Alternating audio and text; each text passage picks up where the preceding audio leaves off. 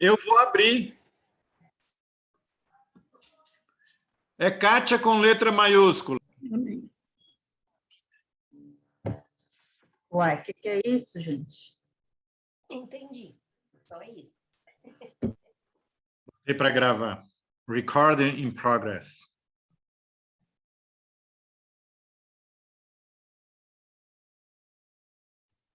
Noemi sumiu? Acho que ela saiu quando viu a Saiu, mensagem que aparece. Saiu correndo.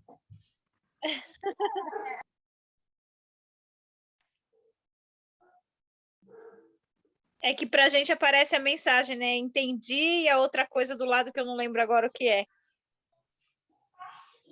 Tá desesperada aqui, gente. Dá licença.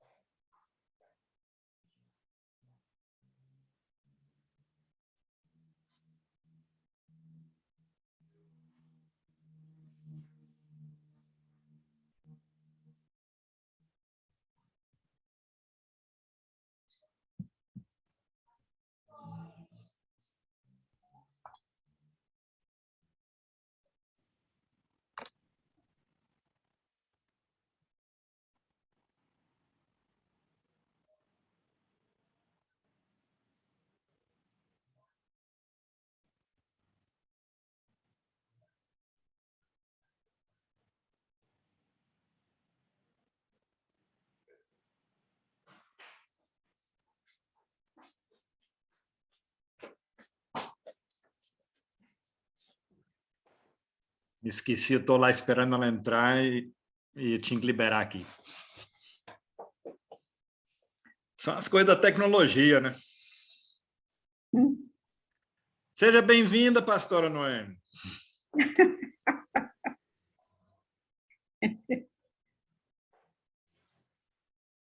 Empurra a tela mais para perto. Isso. Eita, pastora bonita só. Eita. Então, gente, desculpa aí o contratempo, mas apareceu uma faixa aqui no meio, eu não estava vendo vocês, aí eu fui clicar e sumiu todo mundo. Então, hoje nós ficamos de ler, né, o capítulo 14 do livro de Atos. Nós já estamos chegando quase na metade, né? E o capítulo 14 vai dar continuidade e término da primeira viagem missionária de Paulo, né? Paulo e Barnabé. E hoje nós vamos falar do impacto da missão em Icônio, Listra e Derbe, e a volta para Antioquia, o lugar onde eles foram enviados. E aí eu vou ler apenas o versículo do capítulo 14, os versículos 1 a 7, e depois a gente vai conversando. Vamos lá. Em Icônio, né? A mesma coisa aconteceu na cidade de Icônio.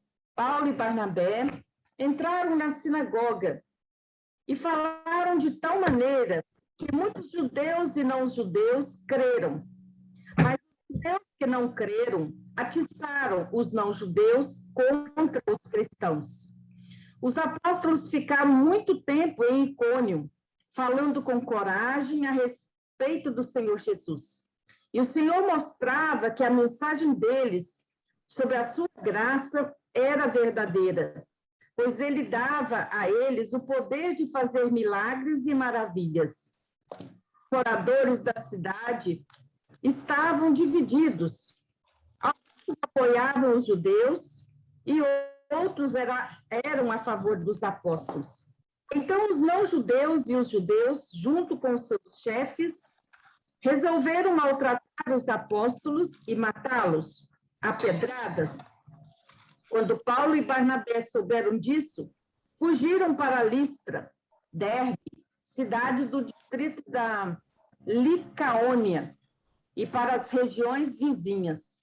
E ali anunciaram o evangelho. Então, agora aqui a Karina colocou para nós novamente o mapa, né, da semana passada. Lembram, né, que nós, na semana passada, a gente começou no capítulo 13, falando que ele saiu de Antioquia,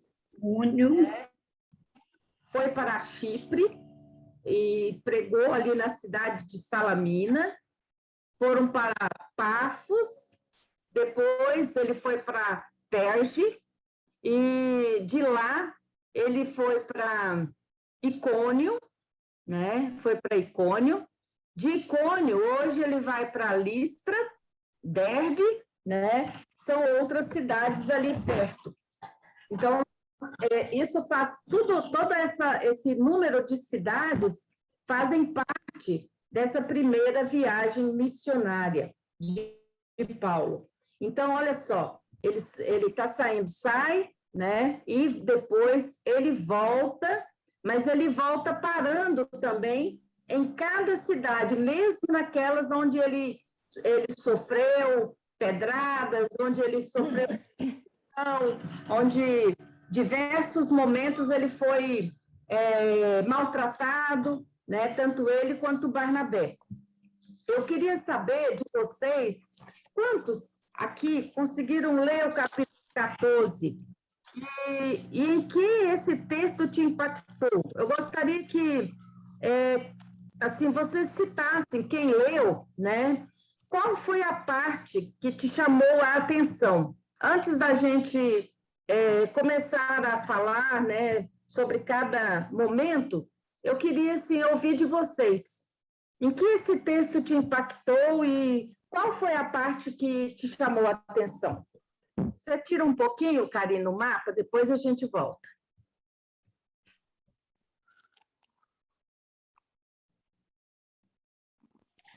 Quem conseguiu ler e conseguiu... Qual a parte que chamou a atenção de você? Os apóstolos tinham coragem para falar.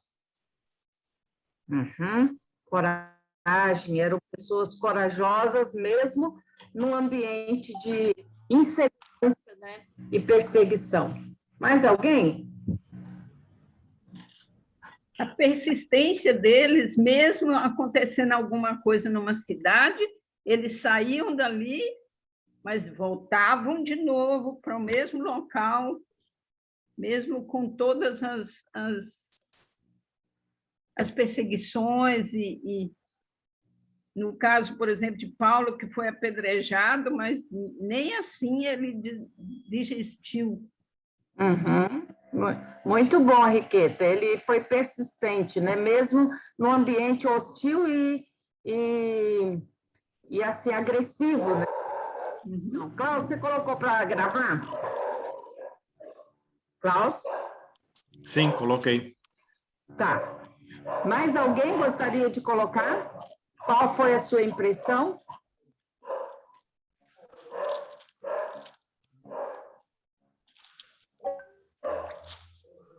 O texto que te chamou a atenção, o versículo?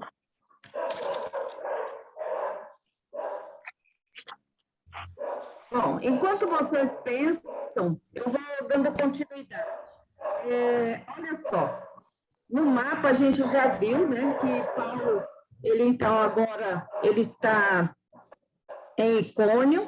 Icônio ele ficou bastante tempo nessa cidade, e a primeira coisa que Paulo e Barnabé faziam era ir para sinagogas.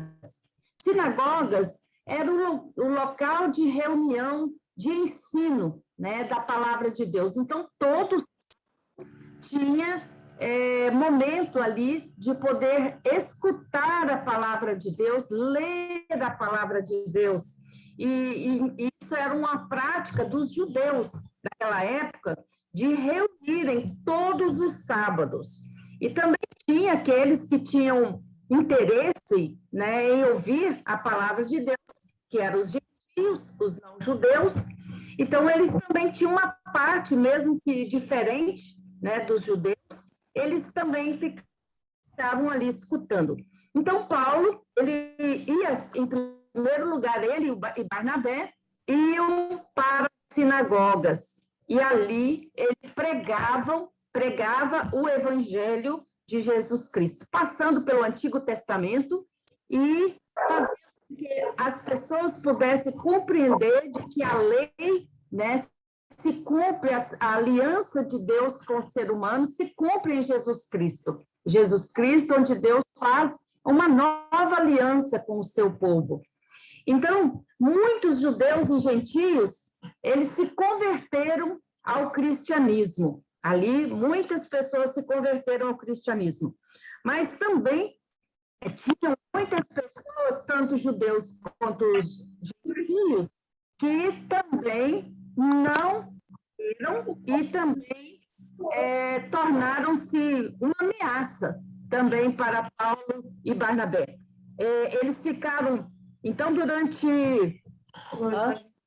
durante muito tempo que eles ficaram em Icônio, eles então falavam com coragem, né, então, das maravilhas do Senhor. Ô, Marisa, o microfone está aberto.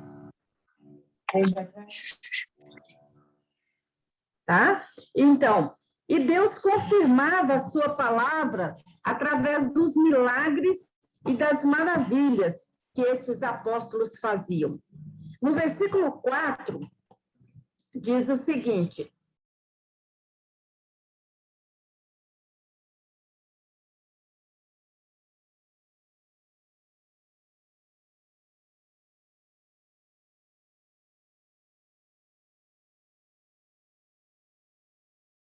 os apóstolos e matá-los.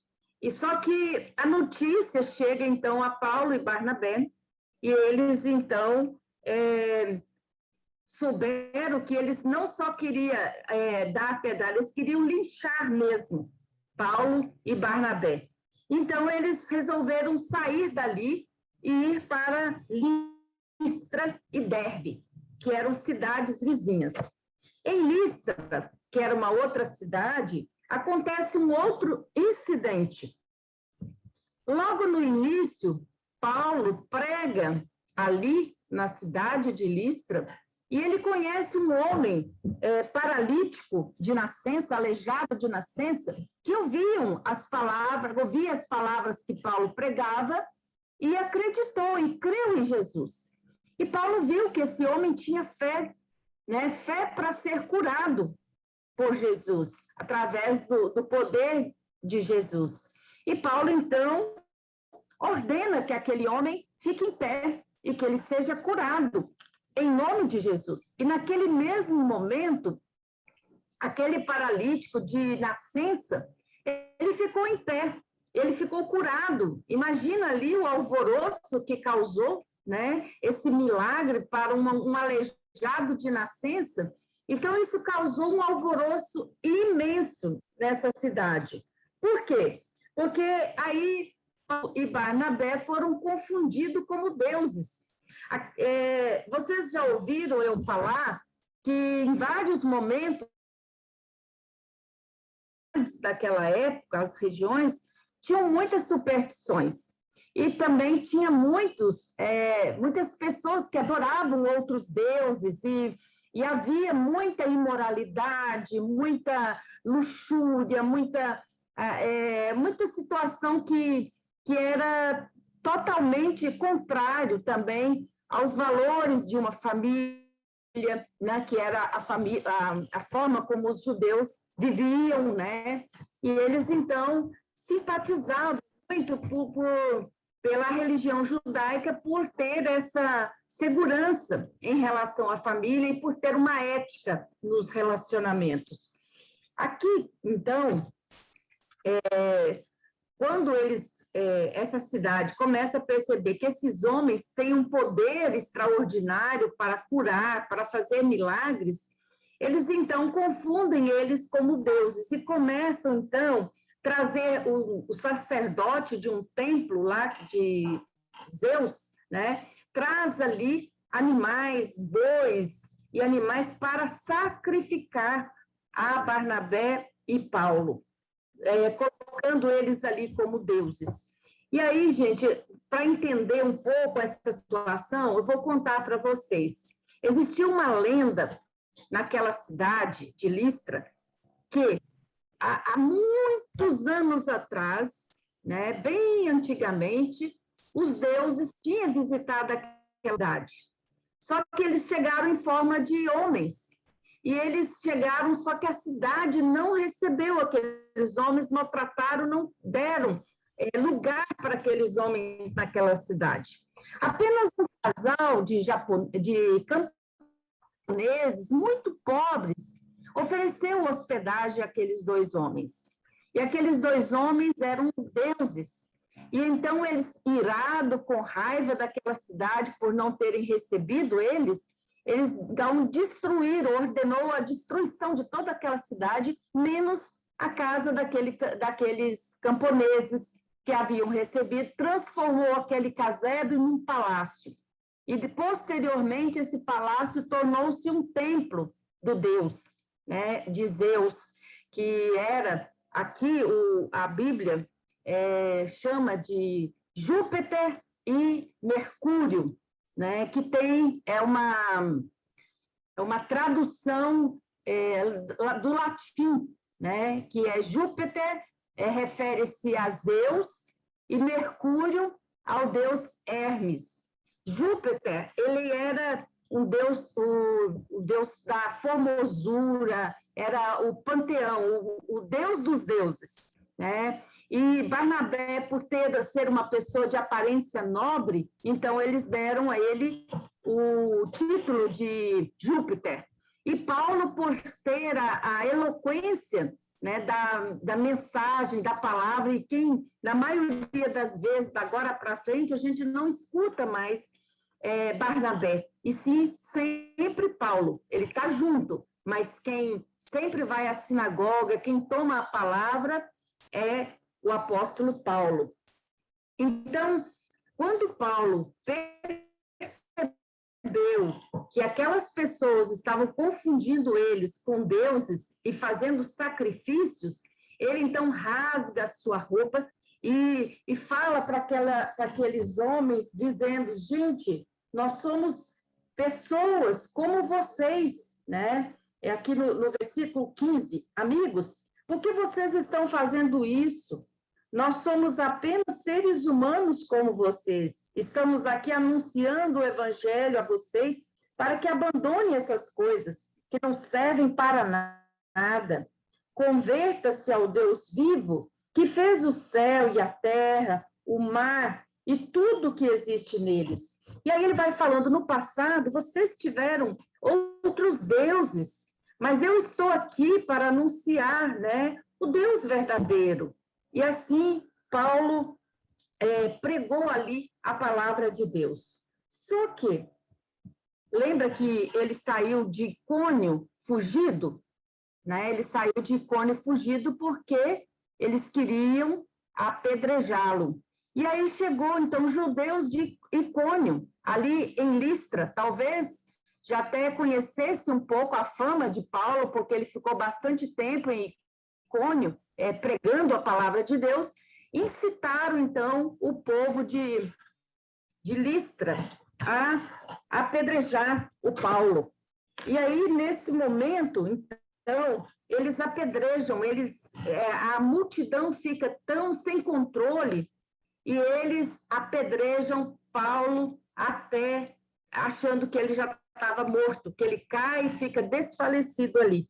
Com medo das consequências daquele ato, eles então arrastam Paulo até o portão da cidade e deixam lá, porque achou que ele estava morto, que já eram mortos, e não queriam responder pelos atos que eles tinham feito.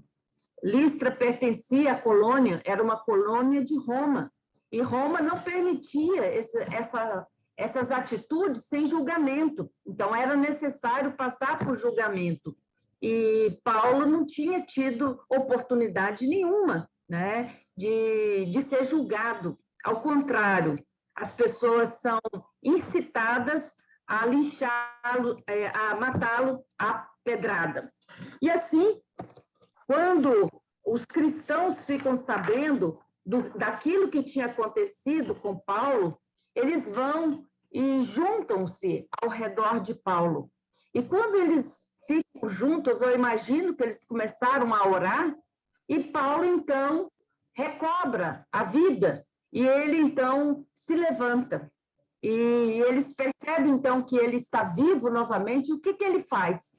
Ao invés de fugir e nem voltar àquela cidade, ele entra de novo na cidade.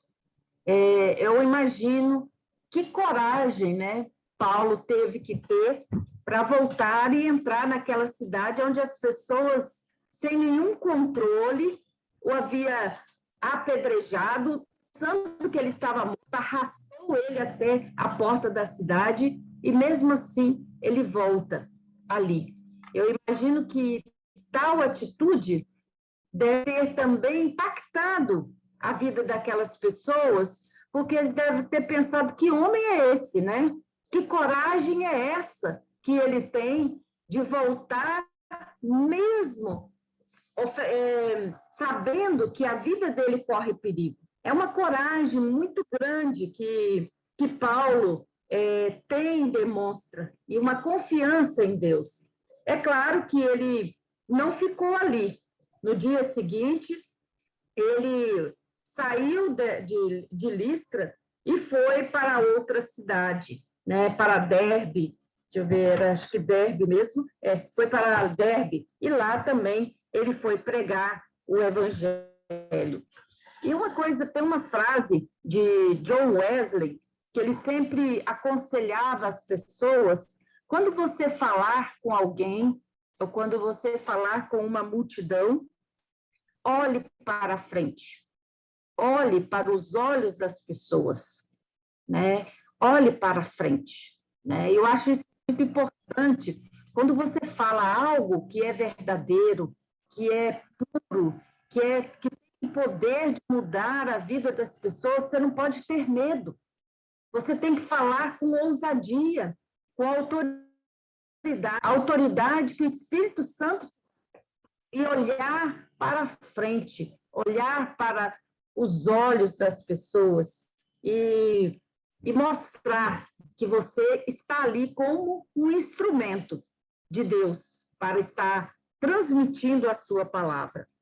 Paulo, ele fez algo de muito corajoso, né, que é ter essa coragem de permanecer, como a própria Henriqueta disse, né, que ela aprendeu, ter essa persistência, né, a persistência, manter-se persistente. Às vezes não é fácil, às vezes pessoas desistem muito rápido de algo que está orando a Deus, porque acha que Deus não está escutando.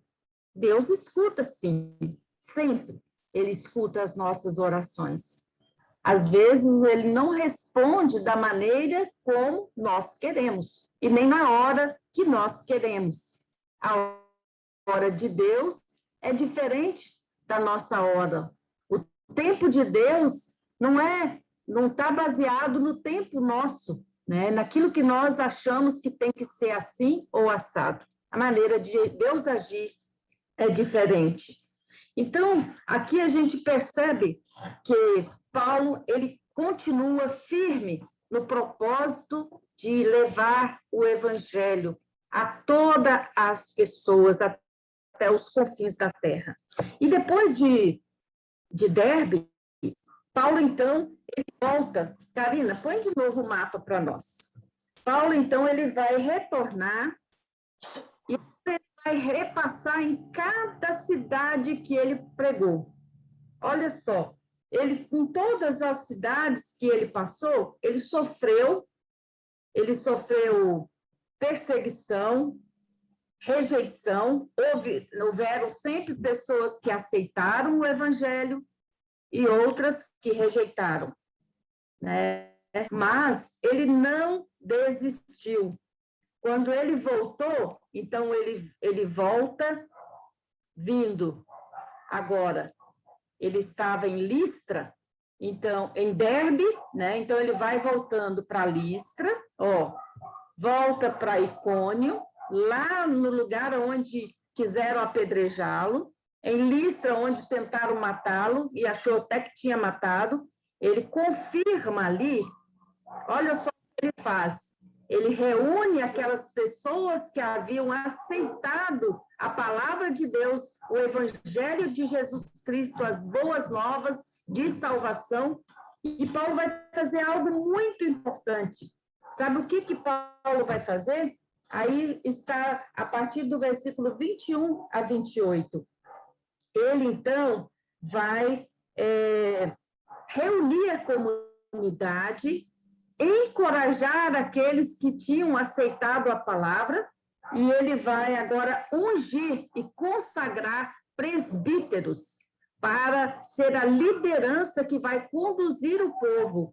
Agora que já começou a comunidade, né, a igreja, agora precisa de uma liderança para dar continuidade. Paulo não ia estar mais ali. Ele passou durante 3 anos fazendo essa viagem, indo de um lugar para o outro. Agora ele vai retornando e vai dizendo, olha, vocês agora, fulano, beltrano, os anciãos, aquela liderança onde que ele percebia que tinha, né, realmente entendido a proposta do evangelho, então elege e consagra, através da oração e do jejum, consagra uma liderança para dar continuidade àquele trabalho. E o Espírito Santo, né, a gente percebe que não prometeu para Paulo e Barnabé uma vida fácil, ao contrário, não tirou os desastres do caminho, mas trouxe frutos do evangelho, que foi a conversão de muitos gentios ao cristianismo. No versículo 22, eles animavam os cristãos e lhes davam coragem para ficarem firmes na fé, em sua fé. E também ensinava que era preciso passar por muitos sofrimentos para poder entrar no reino de Deus. Os apóstolos ensinavam a importância de viver o evangelho dentro de uma comunidade e não só na individualidade. Um dos grandes pais da igreja diz o seguinte, que ninguém pode ter a Deus por pai se não tiver a igreja como mãe. Olha só, ninguém pode ter Deus como pai se não tiver a igreja como mãe. E Wesley já dizia o seguinte, que ninguém foi nunca ao céu sozinho. Ele deve sempre concentrar-se, encontrar-se com amigos ou fazer amigos deles, aonde ele está. Então, nós precisamos também ser uma luz, uma testemunha viva da palavra de Deus e anunciar a palavra de Deus. Mas o evangelho, né, a exortação para nós hoje é de que nós precisamos não só viver a nossa fé de forma individual, na busca da leitura da palavra, na oração, mas nós precisamos também viver na comunidade, né? Na comunidade. Comunidade é a igreja onde nós nos reunimos, é a comunidade onde a gente faz parte. Lá nós somos chamados também a ser luz, a ser sal e luz. Lá nós somos chamados a reabastecer a nossa fé. Lá nós somos chamados a viver em comunhão uns com os outros. E nos versículos 27 e 28, eles retornam de onde foram enviados. Eles agora voltam para onde? Volta para Antioquia, contando as boas novas de como o Senhor abriu as portas para o evangelho aos não-gentios. Como abriu a porta do evangelho para os não-gentios. Percebe? Eles fizeram todo o trabalho de ida, que no mapa a gente está vendo, né? E na volta eles foram confirmando a igreja. Olha, várias cidades dessas, né, que a gente viu hoje, hoje seriam, por exemplo, a Turquia, outros países próximos ali a Israel. Então, não foi só a palavra pregada âmbito também só de Israel. Não, outros povos foram alcançados pela palavra de Deus. Então, nós precisamos viver o evangelho em comunidade e na comunidade. Pode tirar. Por quê, gente? Às vezes a gente fala assim, mas eu vejo, às vezes, situações, né, de muitas pessoas reclamar de uma igreja ou de outra, isso acontece isso ou aquilo. Não, eu só gostaria de dizer que não existe igreja perfeita, né? Não existe igreja perfeita, comunidade perfeita. Por quê? Porque ela é feita de pessoas humanas, como nós, com suas falhas e fortalezas. Nós temos coisas lindas, né? Que nós podemos testemunhar o Evangelho de Deus, mas tem o nosso lado também que é sombra, né? Que nós precisamos da luz de Jesus para clarear a nossa vida, para dirigir os nossos passos. Por isso, o salmista Davi já dizia, lâmpada para os meus pés é a tua palavra e luz para o meu caminho. Então, a lâmpada, quer dizer, algo que ilumina ali onde você está e para você caminhar, para você ir para frente. E a gente precisa sempre dessa lâmpada, que é a palavra de Deus, para clarear o nosso caminho, para nos ajudar a viver em comunidade, né? Vendo que cada um, né, com o seu dom, com a sua forma de ser, acaba fortalecendo um ao outro. Às vezes vai ter momento onde um membro da comunidade está mais fraco, né? Está passando por dificuldades, está passando por lutas, por dores, por sofrimento, né?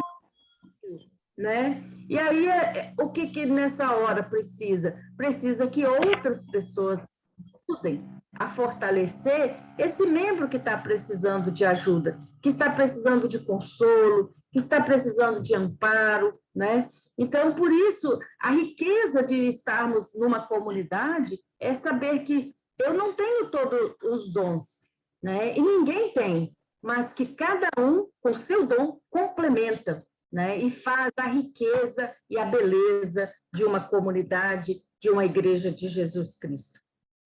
E lembrando das palavras de Jesus, né? Lembramos novamente, no mundo tereis aflições, tende bom ânimo, eu venci o mundo.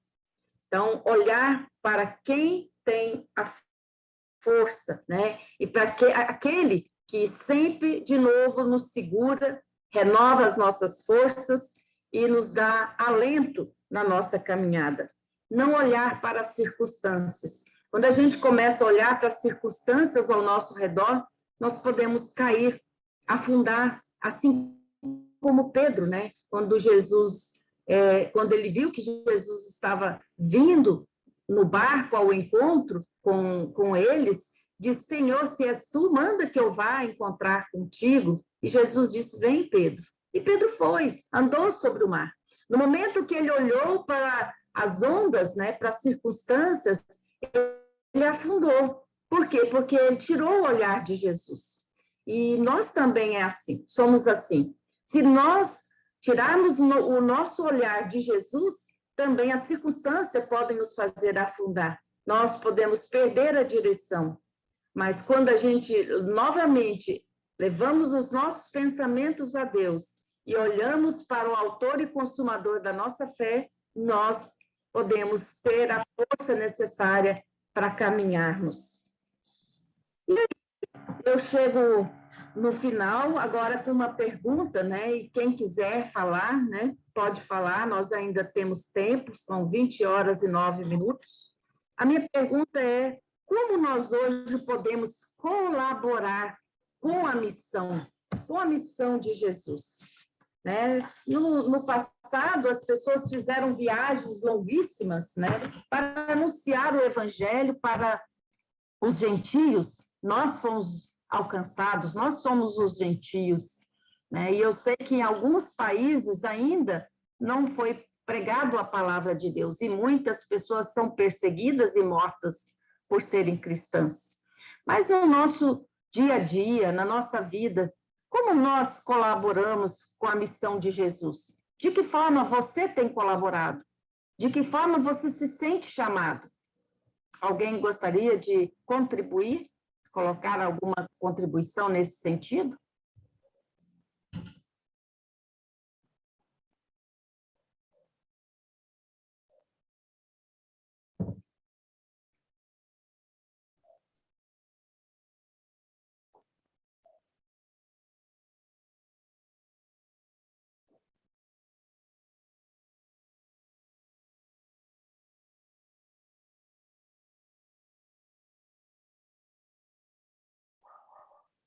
A pergunta é difícil, gente? É? Quais seriam as dificuldades que nós temos? Podem colocar. A que você tem, o que você acha que precisa.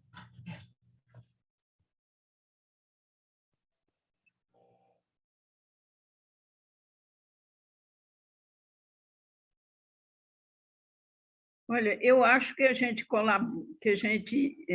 faz a missão a partir do momento que a gente assume responsabilidades dentro da nossa igreja, em termos assim de auxiliar naquilo que é necessário, visitas, ajudar nos cultos, ajudar, por exemplo, em Teoflotone a gente tem um programa de rádio no momento que precisa, né? Se a gente precisa fazer esse programa ou alguma coisa assim, cultos de leitura. Eu acho que em tudo isso, no culto infantil, né? Escola dominical. Uhum. Muito Então, bem. eu acho que nessas questões ali onde a gente se sente chamado. Uhum. Eu acho que cada um tem uma facilidade em alguma coisa, né? Tem uma pessoa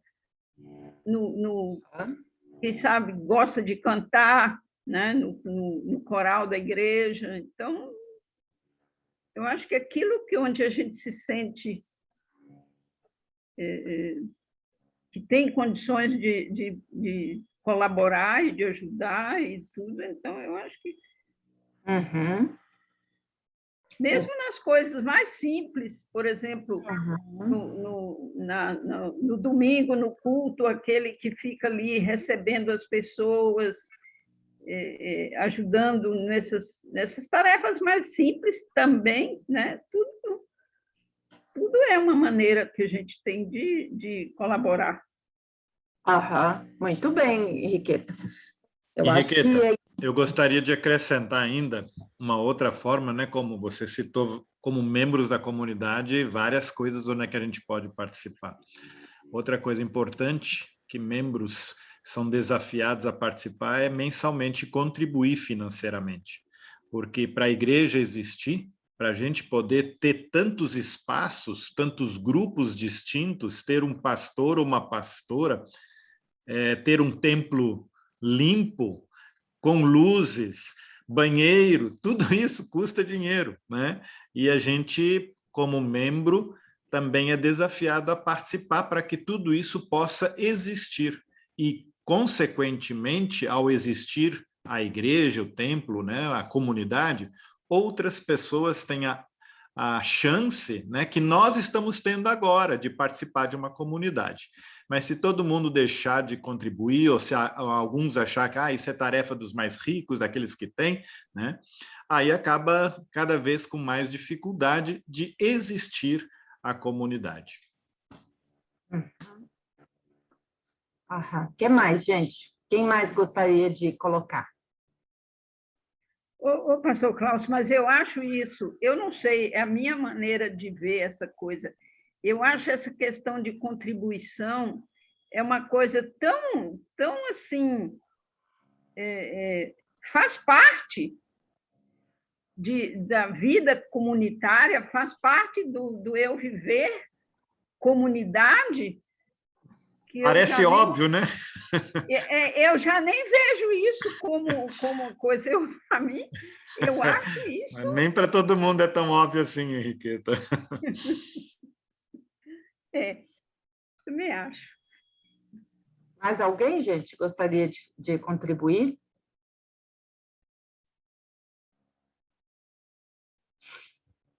Eu acho que a gente está falando, né? Mas eu acho que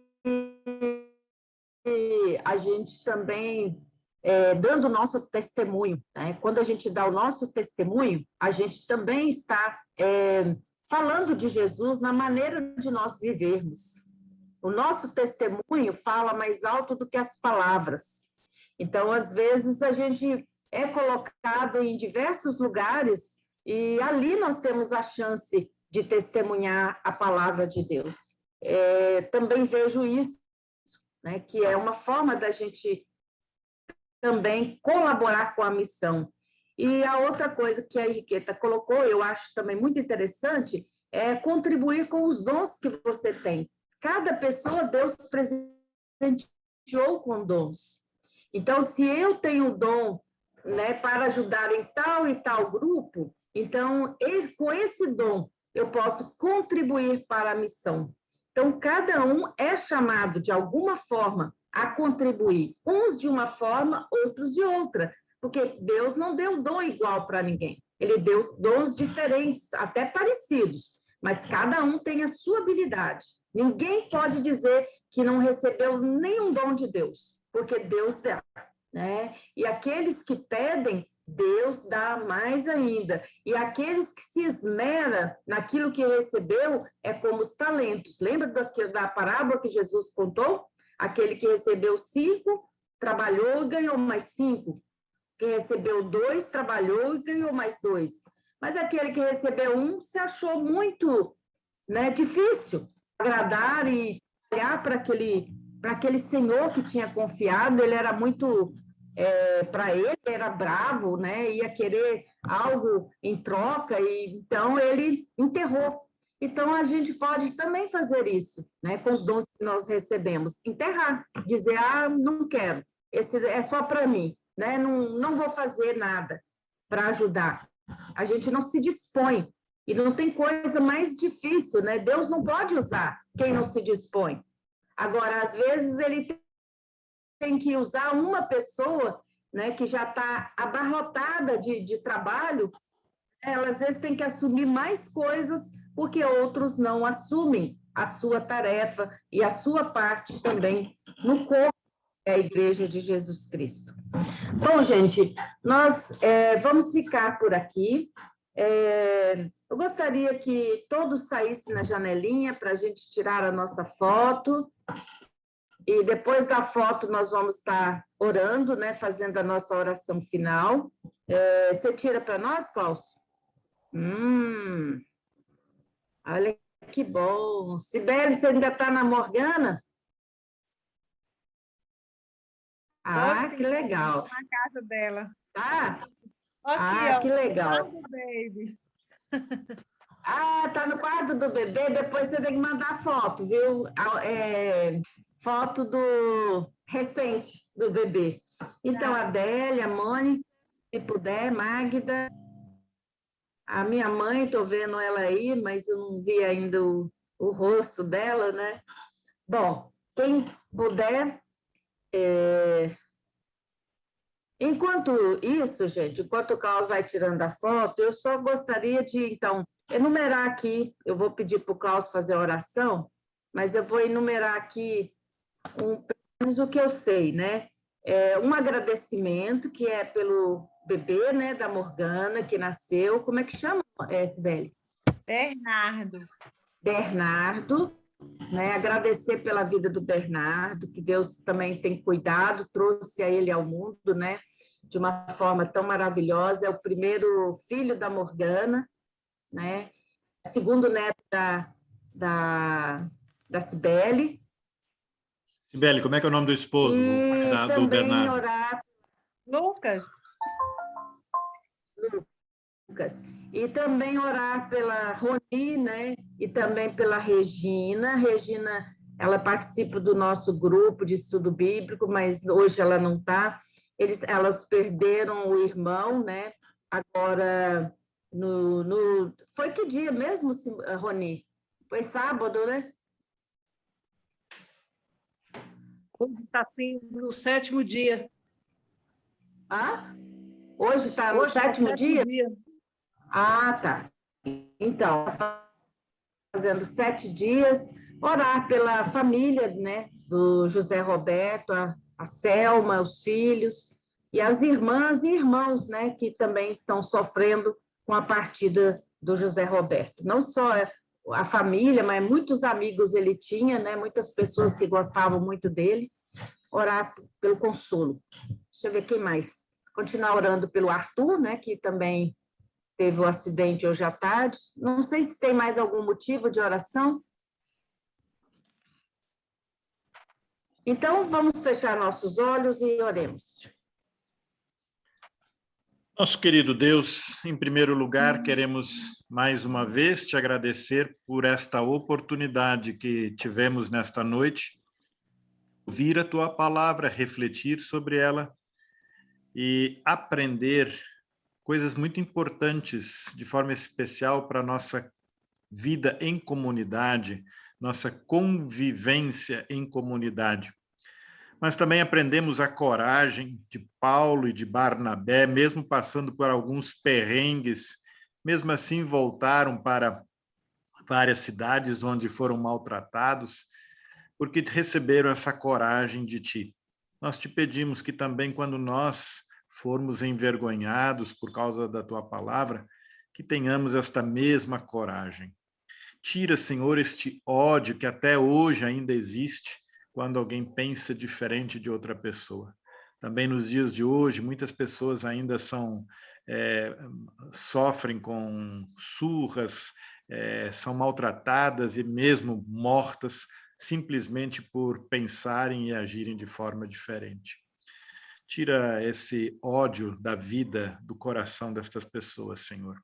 Agora, Senhor, queremos de forma especial colocar várias pessoas sob os teus cuidados.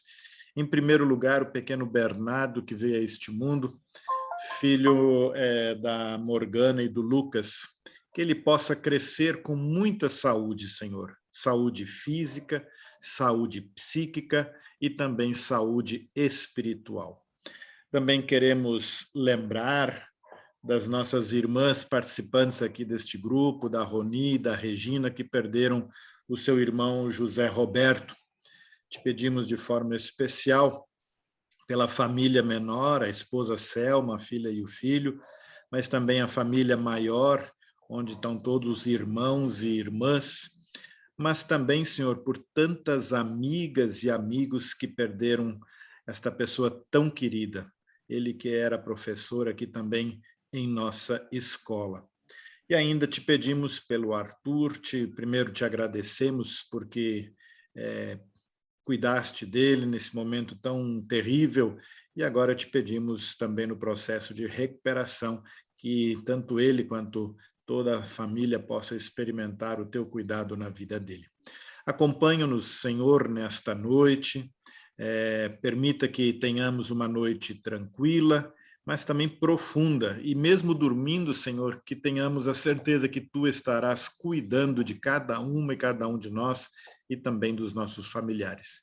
E dá-nos de presente, Senhor, o dia de amanhã, se assim for da Tua vontade, para mais uma vez podermos ser testemunhas onde estivermos, seja dentro da nossa família, dentro de nossa casa, no trabalho, onde quer que estejamos, que possamos ser testemunhas Tuas, Senhor.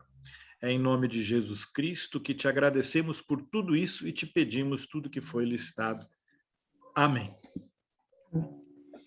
Então, para quem quiser, quem tem jovem em casa, no sábado, nós vamos ter um estudo, eu vou estar dando o estudo para os jovens, vai ser sobre as redes sociais, né, os benefícios e malefícios, e também em questão da palavra de Deus, né?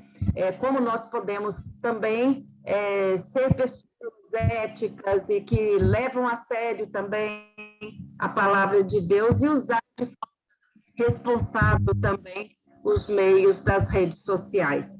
Então, Emily, se quiser participar, vai ser às 18h30, Karina? Ou 19h? Eu acho que vai ser às 19h. Então, fica aí. O convite às 19 horas. Vai ser nessa plataforma Zoom também. Então, quem tem jovem em casa, que quiser o link, né, me avisa, né, Josi, coloca o Arthur, né, para poder participar. Tem quem mais? A Marli pode pôr a Ashley. Quem mais aí, gente? Quem quiser, né, e quiser participar, será muito, muito bem-vindo, tá bom? Um grande abraço aí para todos vocês e um bom final de semana.